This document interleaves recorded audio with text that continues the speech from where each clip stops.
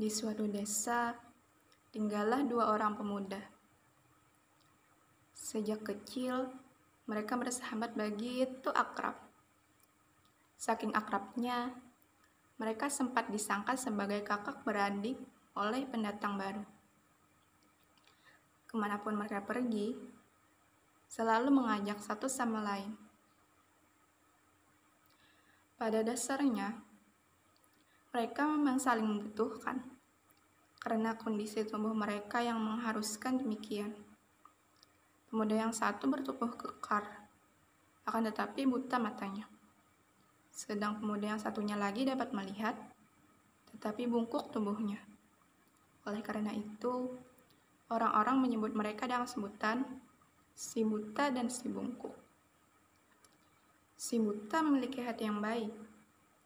Tidak sedikit pun ia menaruh curiga kepada sahabatnya. Ia sangat mempercayai sahabatnya itu, walau sebenarnya si bungkuk sering berlaku curang dalam hal makanan. Hingga suatu ketika di rumah tetangga, si buta yang sedang makan kemudian mengeluh. Milik rumah ini benar-benar kikir. Yang benar saja, kita diberikan hidangan nasi tanpa lauk secuil pun.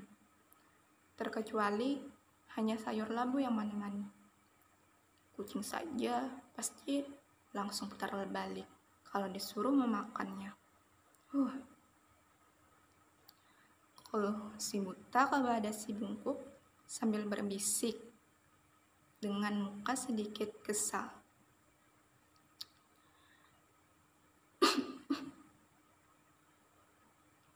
Si bungkuk pun tersendak karena menahan tawa.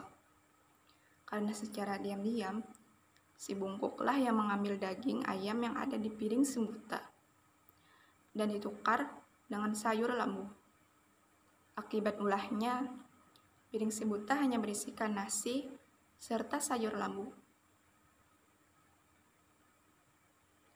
Sudahlah, kamu habiskan saja makanannya. Tak enak nanti sama pemilik rumah kalau tak habis. Bujuk si bungkuk kepada si buta. Si bungkuk sangat senang bisa memanfaatkan keterbatasan temannya sendiri. Itulah karena ia memang ingin memuaskan isi perutnya.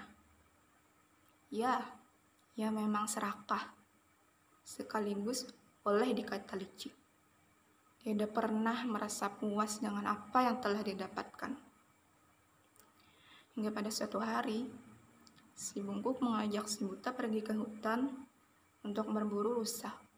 Memang sudah lama mereka tidak menyantap daging rusa.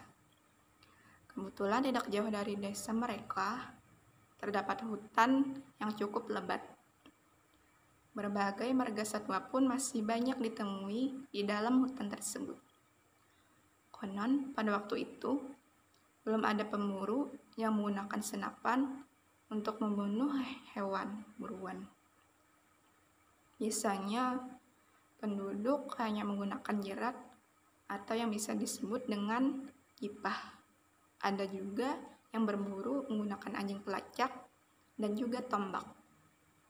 Nah, cara inilah yang akan digunakan oleh si bungkuk dan si buta untuk berburu rusa.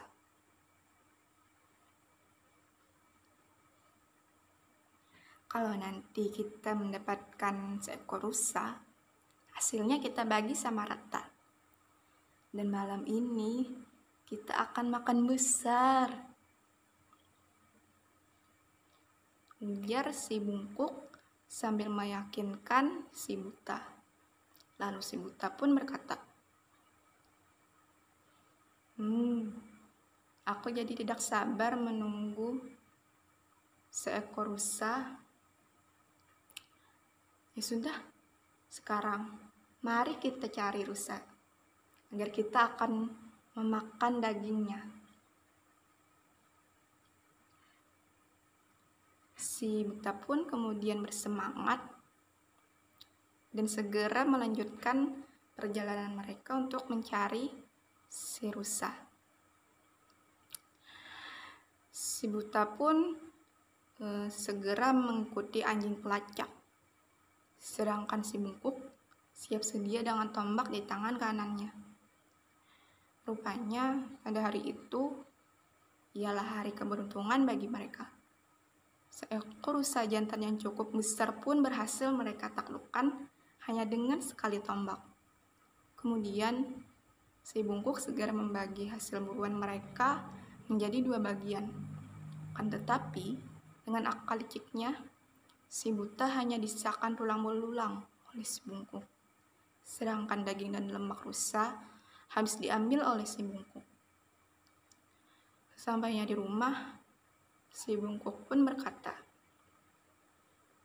"Baiklah, sekarang waktunya kita memasak daging hasil buruan kita masing-masing sesuai selera."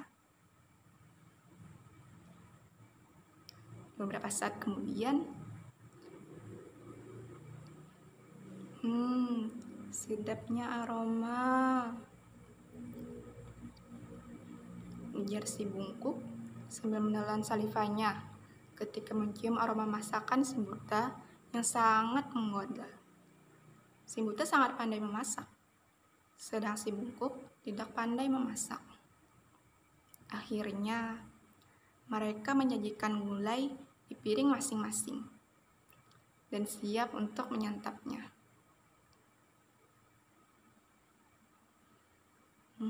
Sedap, ujar si bungkuk sambil melahap potongan daging yang besar ke dalam mulutnya. Nikmat, ujar si buta sambil melahap potongan tulang yang besar ke dalam mulutnya. Apa ini? Tulang? Si buta pun terkejut karena yang dilahapnya bukannya daging, melainkan hanya tulang.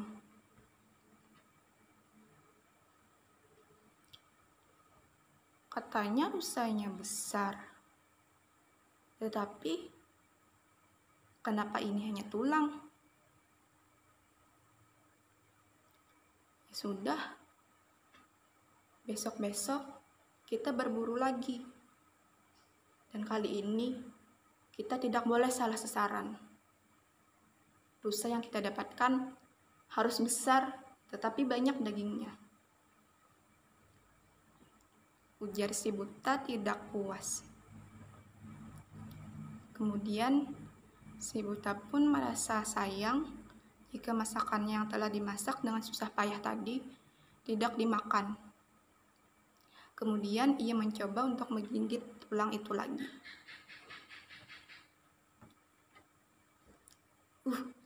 Keras sekali, seperti batu ini, ujar si buta sambil menggigit tulang. Saking kuatnya gigitan si buta, ia sampai melotot hingga bola matanya hendak keluar. Hingga Allah Subhanahu wa Ta'ala menunjukkan kekuasaannya. Secara ajaib, kini mata si buta dapat melihat kembali seperti sedia kala.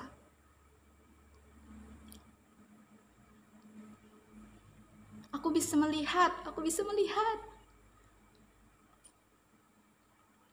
Teriak si buta kegirangan. Kemudian, si buta menatap sekelilingnya. Ketika melihat tulang-tulang rusa berada di piringnya, sedangkan daging yang empuk dan besar-besar berada di piring si bungkuk, ia pun langsung naik pitam. Oh, jadi ini balasanmu selama ini, ujar si buta sambil menatap si bungkuk dengan tatapan yang tajam. Kemudian, dia mengambil tulang rusa yang paling besar, lalu memukulkan ke punggung si bungkuk hingga babak belur. Ampun, maafkan aku, mohon si bungkuk sambil bersungguh. Namun si buta tidak menghiraukannya. Seperti si buta, Keajaiban pun terjadi pada si bungkuk. Ketika ia bangkit, tiba-tiba punggungnya menjadi lurus kembali secara ajaib. Aku tak bungkuk lagi. Teriak si bungkuk tak percaya dan kegirangan. Si bungkuk pun segera berlutut di hadapan si buta. Suasana yang tadinya tegang, seketika berubah menjadi haru. Tangis pun pecah di ruangan dapur tersebut. Maafkan sikapku selama ini. Aku sadar, aku bukanlah sahabatmu yang baik. Maafkan aku mohon. Mohon si bungkuk sambil menangis. Sudahlah, jangan berbicara seperti itu lagi. Kamu ini kan sahabatku.